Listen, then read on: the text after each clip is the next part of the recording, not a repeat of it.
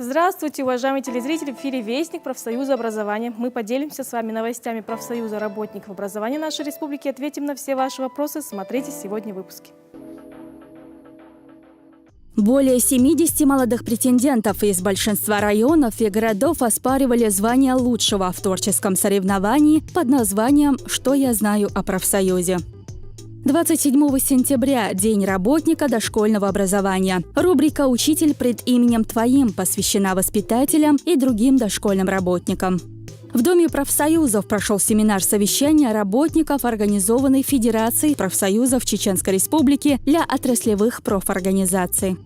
В рубрике «Профответ» юристы ответят на любой вопрос в сфере охраны труда, социального блока, пенсионного обеспечения и на другие вопросы. Более 70 молодых претендентов из большинства районов и городов оспаривали звание лучшего в творческом соревновании под названием «Что я знаю о профсоюзе?». В Доме профсоюзов состоялась торжественная церемония объявления победителей. Подробности в следующем материале. Многое в этом конкурсе зависело от вас, от вашей любознательности, инициативности, готовности и умения пообщаться с профсоюзными активистами, прежде чем подготовить свои конкурсные материалы.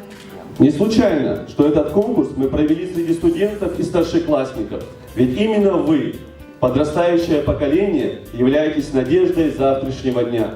Завершился длившийся несколько месяцев конкурс сочинений на тему «Что я знаю о профсоюзе» для учащихся школ, техникумов и студентов высших учебных заведений республики. В Грозном состоялась торжественная церемония объявления победителей, лауреатов и дипломантов, для участия в которой прибыли все участники конкурса – профсоюзные активисты и штатные работники профсоюза образования. Открыл церемонию награждения председатель профсоюза образования Чеченской Республики Хезир Герзелиев, обратившийся ко всем конкурсантам с проникновенными словами признательности и восхищения за то, что, по его мнению, они прекрасно справились с заданием, раскрыли свой талант писать на актуальные темы и продемонстрировали при этом глубокое знание роли и значения профсоюзов в общественной жизни республики и страны в целом.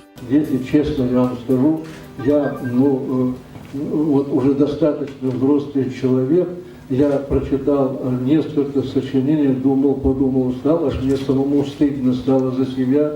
Никогда я не смог бы так хорошо, глубоко, так серьезно рассказать о профсоюзе, как это вы, такие маленькие вроде, понимаете, вот вам 14-15 лет, как вы написали их, вам огромное спасибо за это.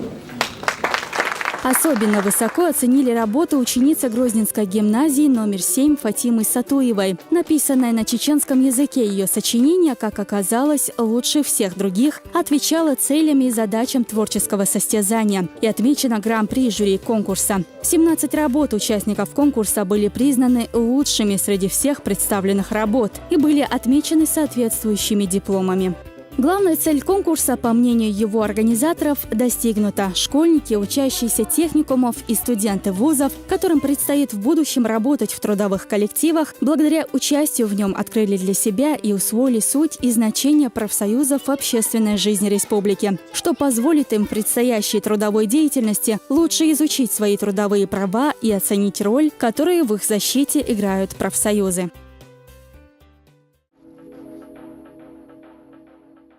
Дошкольный возраст – один из важных этапов жизни каждого человека, ведь именно в этот период формируется личность. От того, кто будет с малышом в этот период, от мудрости и терпения воспитателя будет зависеть судьба ребенка. Поэтому каждому из нас нужно с уважением относиться к труду воспитателя и не забыть поздравить их с Днем работника дошкольного образования. Рубрика «Учитель пред именем Твоим» посвящена воспитателям и другим дошкольным работникам.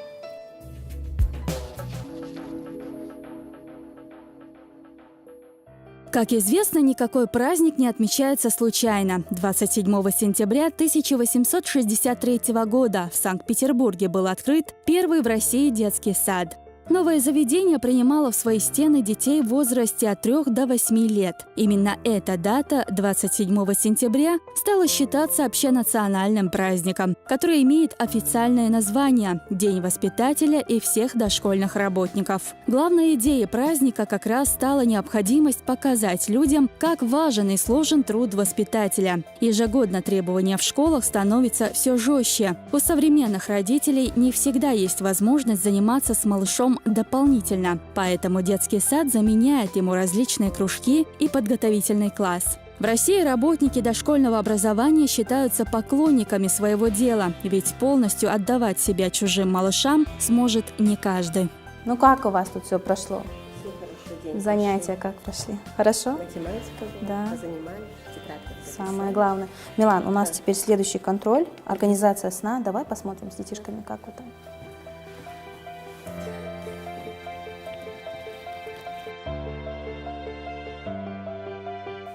Проветривание делаете, да? Все есть. Дашаева Мадина работает в детском саду уже 6 лет. За это время она успела попробовать себя в разных специальностях, но все они связаны с детским садом. Я начинала с повара, была и помощником воспитателя, воспитателем. В дальнейшем я стала делопроизводителем, и сейчас я уже занимаю пост заместителя заведующей по воспитательно-методической части. И все, что я делала на протяжении всего этого времени, мне всегда приносило удовольствие. В первую очередь это потому, что у меня очень хороший коллектив. На самом деле, когда я начинала, мне было всего лишь 19 лет. Самый такой важный момент в моей жизни – это была работа в данном саду.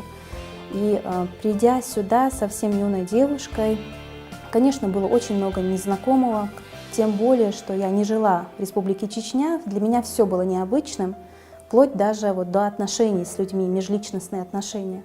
И когда я сюда пришла, я на самом деле почувствовала эту поддержку со стороны коллег, со стороны руководства. Я была самым юным работником в этом саду. И эту поддержку, конечно, я чувствовала, и по сей день ее чувствую и ценю.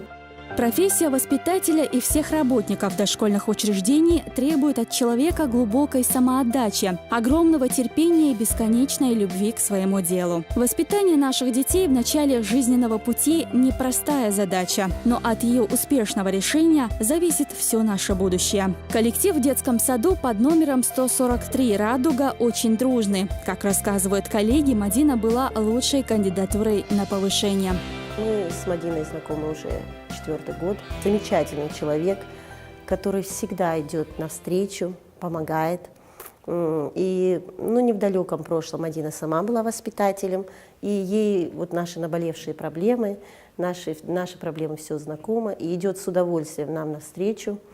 И мы рады, что у нас такой замечательный методист, которого мы очень любим и которого мы очень уважаем.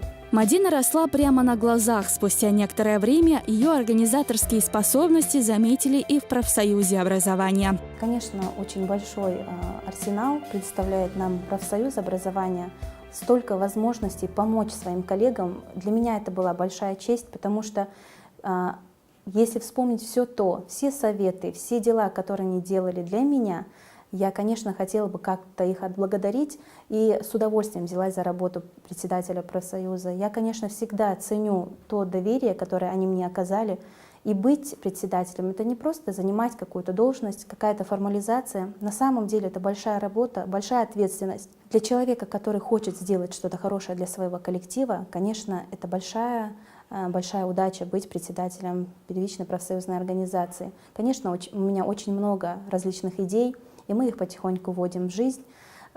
Наверное, все-таки хорошо, что в нашем детском саду нет таких ситуаций критических, чтобы людям нужно было оказывать какую-то стихийную помощь, материальную помощь. Мы, конечно, делаем это как в виде поощрения, даже не как материальную помощь. Мы делаем поощрение, чтобы людям было интересно приходить на работу, чтобы эта тяжесть, которая взвалена на их плечи, они как бы воспринимались с улыбкой, с радостью, чтобы были счастливые моменты в их рабочей жизни. В саду работают не только воспитатели и няни, но и многие другие работники. Сейчас дети уже проснулись, а на кухне работа кипит. Надо накормить воспитанников.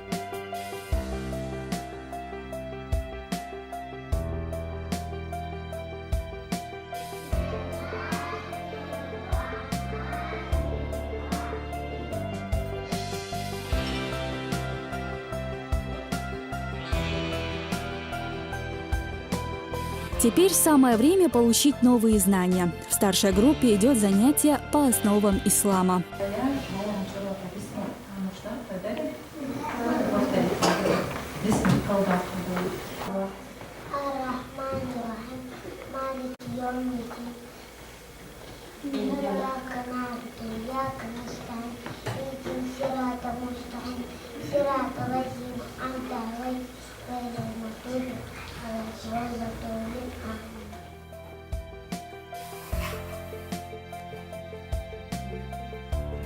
Мгм. Мгм. Так, окружность головы. Все. Луиза Исаева – медсестра. Она контролирует санитарно-эпидемический режим в детском саду, а также следит за соблюдением режима дня, ведет ежедневный учет детей, отсутствующих по болезни, изолирует заболевших детей. Кроме того, старшая медсестра готовит детей к врачебным осмотрам и сама участвует в них. Вы знаете, когда Мадина пришла в этот сад, она была совсем молоденькая девушка. Ей было лет 18. Она была интересная, целеустремленная. Ей все было интересно, такая жизнерадостная. И вот когда смотришь на такого человека, тоже хочется как-то вот походить на него, что ли, чего-то узнать нового, от него перенять. Мадина всегда была активная такой, лидер. На любую тему с ней интересно разговаривать, потому что она знает, как продолжить эту тему.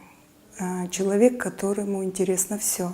И как руководитель наш, она тоже с энтузиазмом взялась за эту работу, стала активно помогать воспитателям. Большинство родителей, кто раньше, а кто позднее, задумываются о том, насколько правильно лепечут их ребятишки, и нет ли отклонения в том, что их дитя немногословно или неверно выговаривает звуки, а возможно и меняет буквы в словах. И несмотря на отсутствие каких-либо патологий в развитии речи, логопед в детском саду, куда вы будете водить своего ребенка, будет помогать развитию грамотной и красивой речи.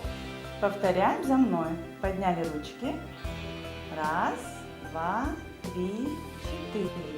Молодцы. Он должен вести наблюдение за ребятами и раскрывать дефекты речи. Логопеду в дошкольном учреждении сделать это достаточно просто, ведь он следит за детьми, изучает их манеры поведения, проводит персональные беседы, после этого подводит итог о правильном развитии речи малыша. Как бы нам ни показалось странным, а работники детских садов совместно с родителями и близкими наших детей стоят на своеобразной передовой нашего совместного, самого ближайшего будущего. Когда мне мои учителя сулили работу учителя, я говорила, что вы, я никогда не буду работать в школе.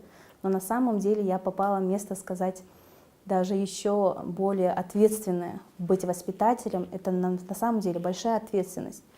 Воспитатель отвечает не только за образование детей, но и за их жизнь и здоровье. Наверное, я все-таки осталась в этой должности, потому что я очень люблю детей.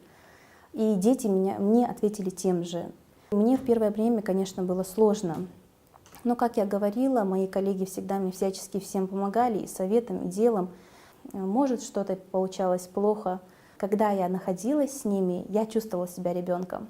Я реализовывала те задумки, я играла в те игры, в которых я, наверное, не наигралась в детстве. Что я, например, не успела сделать. Да, я чувствовала себя в своей среде. Одни дети бурно реагируют на первые посещения детского сада, громко плачут, отказываются от пищи, не играют, протестуют. Другие дети внешне ведут себя спокойно, они послушны. Все дети разные. Работать с дошколятами совсем непросто. Роль психолога в детском саду огромна. В его руках в буквальном смысле психическое здоровье и гармоничное развитие наших детей. Ведь большую часть активного времени они проводят именно в детском саду. Быть воспитателем – высокое призвание и глубокое уважение. От профессионализма, терпения, мудрости наших воспитателей, внимания к уникальному и своеобразному внутреннему миру ребенка зависит то самое дорогое, что у нас есть – наша жизнь и наша надежда. На самом деле профессиональный праздник – это очень приятно всегда. День дошкольного работника, он много в себя включает, потому что столько людей трудится на этом поприще, формируя наше общее будущее, формируя жизнь детей. У нас очень ответственная работа. Я бы хотела пожелать своим коллегам уйму терпения и здоровья. И чтобы этот запал, чтобы фантазия никогда у педагогов не иссякала, и чтобы они любили свою работу, и чтобы дети всегда отвечали им взаимностью. В этот особенный день профсоюз образования Чеченской Республики присоединяется к поздравлениям в адрес воспитателей и всех дошкольных работников республики. Желает им здоровья, крепких нервов, и пусть ваши подопечные будут послушны, их родители благодарны, а коллектив вас пусть поддерживает и уважает.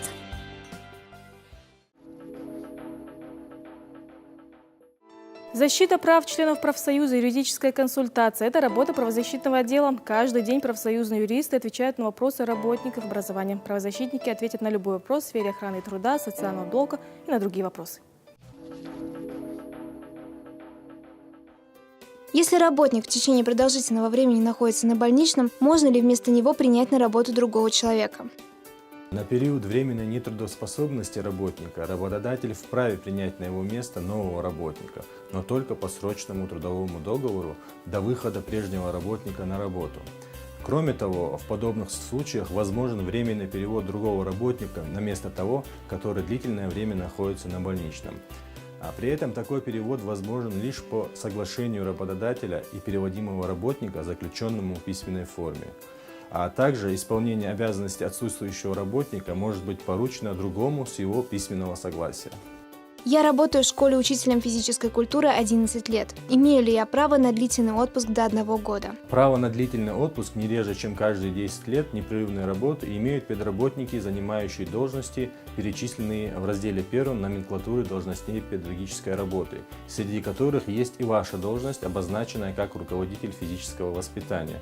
Соответственно, вы имеете полное право на данный вид отпуска. В нашей школе, муниципальном бюджетном образовательном учреждении, книги ученикам не предоставляются бесплатно, а продаются. Правомерно ли это? Нет, это неправомерно. В Законе об образовании Чеченской Республики в пункте 1 статьи 13 сказано, что обучающимся бесплатно предоставляются в пользование на время получения образования учебники и учебные пособия, а также учебно-методические материалы, средства обучения и воспитания. Другими словами, учебники для учеников на время обучения должны предоставляться бесплатно. Если у вас также появились вопросы, обязательно напишите письмо профсоюзу, адрес на экране. В Доме профсоюзов прошел семинар совещания работников, организованной Федерацией Союза профсоюзов Чеченской Республики для отраслевых профорганизаций. В повестку дня было вынесено несколько актуальных вопросов, касающихся итогов 7-й отчетно-выборной конференции о структуре и системе управления в организации профсоюза образования. В общем, обсудили наболевшие, важные и злободневные вопросы деятельности всей организации в целом. Председатель Федерации Совета профсоюзов Хусейн Салтагиреев обратил внимание на слабые стороны функционирования системы социального партнерства в первичных профсоюзных организациях. Он начал с коллективных договоров, в которых председатели правкомов зачастую делегируют свои первичные организации полномочия работодателям, что абсолютно недопустимо. При этом он привел ряд примеров, иллюстрирующих такие подходы на местах, и подчеркнул, что подобные нарушения дискредитируют систему социального партнерства в целом. Он подчеркнул, что необходимо пересмотреть сложившееся положение и провести в этом направлении тщательную работу по его исправлению. Еще одна причина, по которой некоторые отраслевые профсоюзы не развиваются в той мере, в которой хотелось бы, отсутствие обратной связи между аппаратами рескомов, первичными организациями и рядовыми членами профсоюза. Одним из важнейших условий эффективной работы профсоюзов является правильно выстраиваемая ими информационная работа, которая должна вестись оперативно, гласно и качественно. Это основной ключ к успеху, отметил лидер профсоюзов республики. Также он подверг критике слабую работу по реализации молодежной политики отраслевых профсоюзов. В качестве же положительного примера он привел работу в этом направлении профсоюза образования, где есть и успешно действует Совет молодых педагогов и Совет студенческой молодежи. На семинаре выступил с докладом и председатель профсоюза образования Хизир Гирзелиев. Он рассказал о деятельности профсоюза образования, которая в первую очередь направлена защищать, поддерживать и помогать педагогическому сообществу. В заключение Гирзелиев отметил, что создать сильные сплоченные профсоюзные организации можно только при активном взаимодействии всех структурных звеньев отраслевого профсоюза и федерации в целом. Дал некоторые практические рекомендации для развития и укрепления его деятельности на основе личного опыта. Далее в Доме профсоюза прошло очередное заседание Координационного совета работников учреждений дошкольного образования. На нем присутствовали председатели районных координационных советов, специалисты Рessовета профсоюза. Заседание открыл его председатель Саидмагомед Яударов. Обсудили итоги работы районных координационных советов профсоюза за первое полугодие 2016 года, вопросы их взаимодействия с районными представителями Рessовета профсоюза и организацией кружковой работы. Также обсуждались проблемы, связанные с оказанием правовой, методической и другой помощи в профсоюзной работе. Представители Рessовета профсоюза в Ленинском, Грозненском и Веденском районах рассказали о работе своих организаций в первой половине текущего года, о некоторых проблемах, возникающих при этом, и о том, как они их решают на местах. Это все, что мы успели вам рассказать. За кадром, как всегда, осталось еще много интересного. Более подробно обо всем вы сможете узнать на сайте ressовет.ru. До новых встреч. Адикелш.